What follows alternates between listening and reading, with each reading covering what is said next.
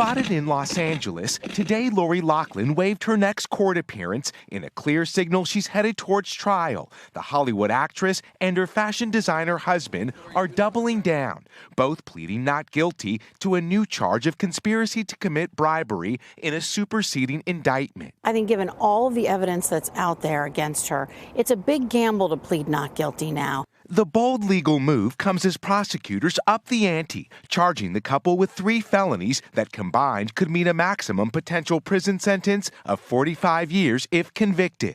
Unveiling new evidence last week, the government alleges the pair paid $500,000 to get their children into USC as crew recruits, though neither rode competitively. In an email, Massimo Giannulli allegedly wrote his accountant, "Good news, my daughter is in USC. Bad is, I had to work the system." They've got bank records, they've got emails, text messages, phone calls. It's a very strong case. With nearly a dozen parents headed to prison, actress Felicity Huffman is the first to complete her sentence. But the script is still unwritten for the other Hollywood star.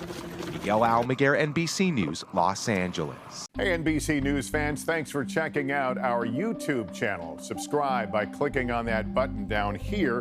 And click on any of the videos over here to watch the latest interviews, show highlights, and digital exclusives. Thanks for watching.